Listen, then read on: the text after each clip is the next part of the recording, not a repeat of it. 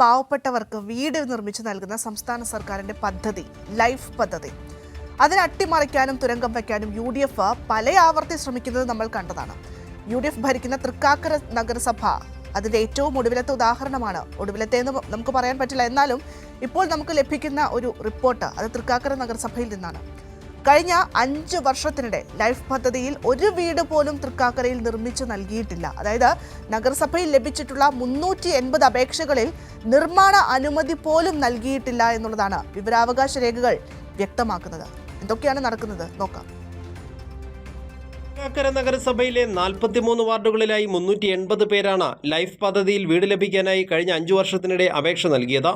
UDF ഭരിക്കുന്ന തൃക്കാക്കര നഗരസഭ ഇതിൽ ഒരു വീട് പോലും നിർമ്മിച്ചു നൽകിയിട്ടില്ലെന്ന് മാത്രമല്ല, നിർമ്മാണ അനുമതി പോലും നൽകിയില്ല.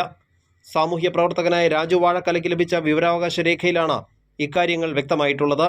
ജനങ്ങൾക്ക് കിട്ടേണ്ട ഏറ്റവും ആവശ്യമായൊരു പദ്ധതിയാണ് നഗരസഭ അട്ടിമറിച്ചത്. UDF ഭരണസമിതിയുടെ രാഷ്ട്രീയ പകപോക്കലിന്റെ ഇരകളാണ് തൃക്കാക്കരയിലെ ജനങ്ങളെന്ന് രാജു വാഴക്കല പറഞ്ഞു. ജനങ്ങൾക്ക് കിട്ടേണ്ട ഏറ്റവും ആവശ്യമായൊരു പദ്ധതി നടപ്പാക്കാതെ ജനങ്ങളുടെ മേത്ത് കുതിര കയറുന്നൊരു സമീപനമാണ് UDF ഭരിക്കുന്ന തൃക്കാക്കര നഗരസഭ കാണിച്ചുകൊണ്ടിരിക്കുന്നത്.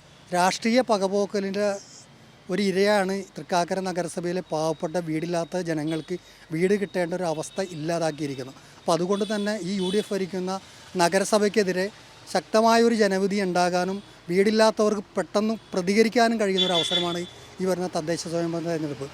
വീടില്ലാത്ത ഒരു കുടുംബത്തിന് പോലും ലൈഫ് പദ്ധതിയിലൂടെ വീടോ ഫ്ളാറ്റോ നിർമ്മിച്ചു നൽകാനുള്ള യാതൊരു നടപടിയും തൃക്കാക്കര നഗരസഭയിലെ UDF ഭരണസമിതി സ്വീകരിച്ചിട്ടില്ല.